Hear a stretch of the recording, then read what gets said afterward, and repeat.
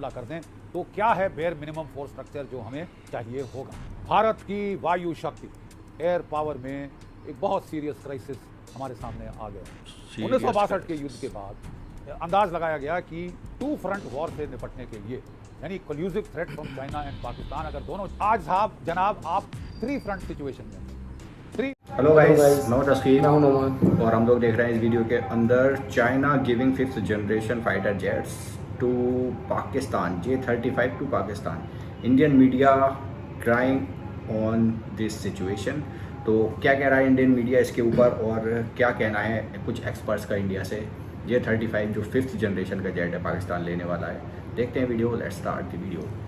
खबर यह है ये दोस्तों कि J-35 जो स्टेल्थ फाइटर है 5th जनरेशन, वो पाकिस्तान लेगा तकरीबन 40, यानी कि 2 squadrons plus Pakistan 5th generation fighter jets लेने वाला है चाइना से। तो यहाँ पे इंडिया में इसके ऊपर काफ़ी बहस चल रही है। मुझे ऐसा लगता है कि इनमें कोई, देखिए मैं एक बात आपको बताता हूँ, हर समय एक चीज़ आप याद रखना, पाकिस्तान जितने मिलिट्री के हथियार बड़े बड़े खरीदेगा वो भारत के लिए खतरा नहीं है, वो भारत के लिए प्लस है। मैं चाहता हूं पाकिस्तान खरीदे, मैं चाहता हूं पाकिस्तान 100 खरीदे विगरस ड्रैगन्स, इसका नाम है J-35 विगरस ड्रैगन चेंगडू। मैं चाहता हूं पाकिस्तान खरीदे। जंग के टाइम पे भी यही कह रहे थे कि मैं चाहता हूं कि अटैक हमारे करे दुश्मन को आधुनिक हथियार मिले और आप यहाँ पे सेलिब्रेट कर रहे हैं। देखिए साहब, एक बात समझिएगा, वो हथियार पाकिस्तान इस्तेमाल करे ना करे वो बात की बात है, ठीक है, वो बात की बात है। वो हो सकता है पाकिस्तान इस्तेमाल करे, हो सकता है अगले 20 साल तक इस्तेमाल ना करे पर, और पाकिस्तान को 50% डिस्काउंट एकदम आधे दाम पर J-35A स्टेल्थ लड़ाकू विमान देगा चीन, और इसके लिए अगस्त में डिलीवरी की तारीख भी तय कर ली गई है। अब क्या भारत को घबराने की जरूरत है? पाकिस्तान को अगर चीनी स्टेल्थ फाइटर जेट J-35A मिलता है तो उसकी एयरफोर्स के लिए यह कितनी क्रांतिकारी छलांग साबित हो सकती है।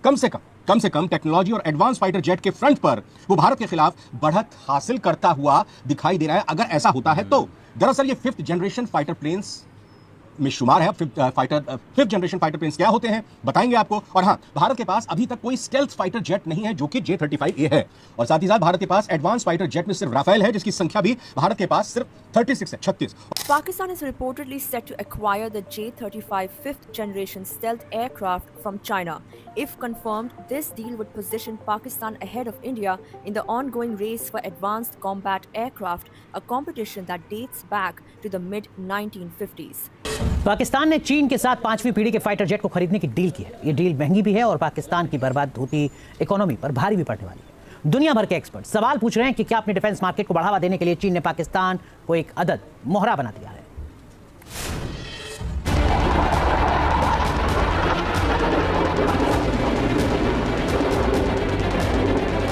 चीन की जंगी चाल में मोहरा बना पाकिस्तान।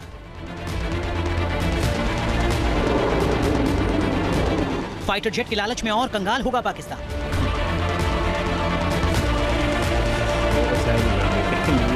ऐसा लगता है कि चीन अपनी साजिश को अंजाम देने के लिए पाकिस्तान को दर-दर का भिखारी बनाकर ही छोड़ेगा। चीन ने पाकिस्तान को अपने यहां बने फाइटर जेट J-35 की फांस में इस तरह फंसाया कि पाकिस्तानी सरकार का उससे निकलना मुश्किल है। एयर पावर में एक बहुत सीरियस क्राइसिस हमारे सामने आ गया, एक बड़ा भयंकर क्राइसिस हमारे सामने आ गया। देखिए मैं समझाता हूँ। 1962 के युद्ध के बाद अंदाज लगाया गया कि टू फ्रंट वॉर से निपटने के लिए यानी collusive threat from China and Pakistan, अगर दोनों चीन पाकिस्तान मिलकर भारत पे हमला कर दें तो क्या है बेयर मिनिमम फोर्स स्ट्रक्चर जो हमें चाहिए होगा, ठीक है साहब। तो उस वक्त अंदाज लगाया गया कि भारत को 60 स्क्वाड्रन की एयरफोर्स चाहिए होगी। मैं 65-68 की बात कर रहा हूँ, जब तक ये एस्टिमेट बन चुका था, ठीक है। आज तक हम 60 स्क्वाड्रन की एयरफोर्स के आसपास नहीं पहुंच सके, जो कि तब अंदाज लगाया था कि चाहिए होगा।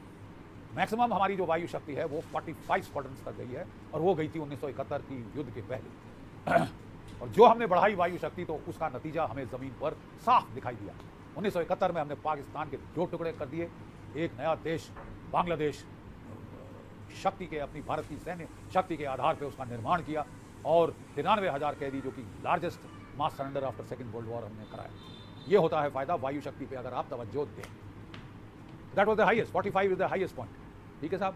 और 60 स्क्वाड्रन तो दरकिनार। उसके बाद साहब फिर जब इसको रीअसेस किया गया तो बोले साहब टेक्नोलॉजी में बड़ा इजाफा हुआ है, प्रिसिशन गाइडेड म्यूनिशंस आ गए हैं। अगर पहले जो सर्कुलर एरर ऑफ प्रोबेबिलिटी होता था एक बॉम्ब का, वो 1000 फुट था, तो अब वो 1 मीटर पे आ गया था, कि मतलब अब पिन पॉइंट फायर कर सकते हैं। इसलिए पहले बहुत सारे बॉम्बर, बहुत सारे एयरक्राफ्ट, बहुत सारे बॉम्ब चाहिए होते थे वही रिजल्ट हासिल करने के लिए, जो पहले एक स्क्वाड्रन करता था हजारों बॉम्ब्स के साथ, वो एक जहाज़ आज कर सकता है प्रिसीशन गाइडेड म्यूनिशन के साथ।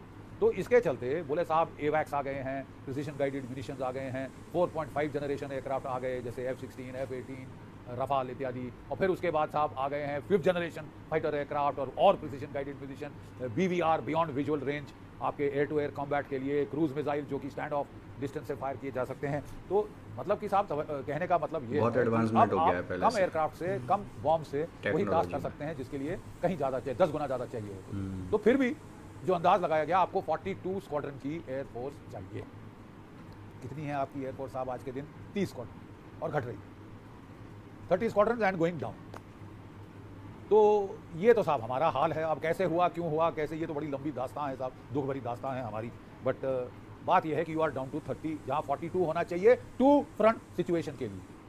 आज साहब जनाब आप 3 फ्रंट सिचुएशन में, 3 front situation, China, Pakistan, Bangladesh, और 3.5 आपका इंटरनल फ्रंट, आपके माओइस्ट, आपके कमीने जो कि जम्मू कश्मीर में हैं, जो कि खालिस्तान में सिर उठाने की कोशिश कर रहे हैं, ये जो गद्दार आपके पीछे बैठने वाले, 3.5 फ्रंट, और आपकी एयरफोर्स 2 फ्रंट के लिए होनी चाहिए थी 42, 3 फ्रंट के लिए आ गई 30। Who is responsible? आप कर क्या रहे हैं? Are we sleep walking to disaster? Right, तो ये डिस्कशन था सारा कि जंग का माहौल अगर बना तो टेक्नोलॉजी किसके पास ज़्यादा होने वाली है फ्यूचर में। बताया जा रहा है, यहाँ पर इंडियन मीडिया में ही बता रहे हैं, डिस्कस हो रहा है कि पाकिस्तान J-35A पाकिस्तान लेने वाला है चाइना से, वो भी 30 या अगस्त में। हाँ, कुछ स्क्वाड्रंस लेने वाला है जिसके अंदर ऐसे 20-25 होते हैं एक स्क्वाड्रन में। हाँ, तो वो भी जल्दी में अभी अगस्त में डेट बताई जा रही है। और अगर उसने ले लिया तो यस, डेफिनेटली उसके पास एक एज होगा, एक टेक्नोलॉजी एक लेवल अप हो जाएगा वो इंडिया से। लेकिन इसके बारे में इंडिया में भी सोचा जा रहा होगा, अगर नहीं सोचा जा रहा है तो सोचा जाना चाहिए कि टेक्नोलॉजी को एडवांस कैसे किया जाए, क्योंकि डिफेंस सिस्टम हर कंट्री का, यहाँ तक कि अमेरिका भी ऐसी ऐसी चीज़ें रखता है अपने पास कि खुफिया रखता है, कुछ चीज़ें अपने लिए रखता है ताकि उसका दबदबा बना रहे दूसरी कंट्रीज़ के ऊपर। और ये रेस हमेशा लगी रहती है जेट्स वगैरह की, जो ज़्यादा बेहतर होगा। हालांकि इंडिया पाकिस्तान तो वैसे भी दुश्मन कंट्रीज़ हैं, तो इनको तो रखना ही पड़ेगा भाई। एक दूसरे की टक्कर के लेवल के जो जेट्स वगैरह हैं, हथियार हैं, वो तो रखने पड़ेंगे ताकि एकदम से कोई हमला कर कब्ज़ा ना कर सके, मतलब ऐसा ना दिखा सके कि भाई हम तुम पर हावी हैं। तो उससे बचने के लिए ये तो करना पड़ेगा। तो ये इंडियन मीडिया में डिस्कस हो रहा था, GD बख्शी भी यही कह रहे थे और बाकी न्यूज़ चैनल पर भी यही चल रहा है। और जो एक पहली आई थी स्टार्टिंग में वो न्यूज़ चैनल पे, वो बता रहे थे कि आप पाकिस्तान को लेना चाहिए। हाँ, मैं तो बोलता हूँ लेना चाहिए। हाँ, ऐसा करके गौरव आर्य, हाँ, वो बोल रहे थे। और उन्होंने जंग के टाइम पे भी ये बोला था, मैं तो चाहता हूँ पाकिस्तान हमारे देश पर हमला करे ताकि हमारा खून खोले और हम कुछ करें इस तरीके से। ये और अभी भी यही कह रहे हैं इस वीडियो में भी कि लेना चाहिए। हाँ, पाकिस्तान और ले, हथियार और ले, जेट्स और ले। तो ये डिस्कस हो रहा है। और कुछ चीज़ें फ़नी होती हैं इंडियन मीडिया में, कुछ चीज़ें सीरियस होती है, लेकिन हाँ बताया यही जाता है ना। अगर कॉमन सेंस से सोचा जाए तो लेना पड़ेगा भाई, इंडिया में भी लेना पड़ेगा। जब पाकिस्तान ले रहा है तो लेना चाहिए। आप लोग क्या कहते हो कमेंट सेक्शन में बताओ। एंड करते हैं वीडियो को। Take care, bye bye.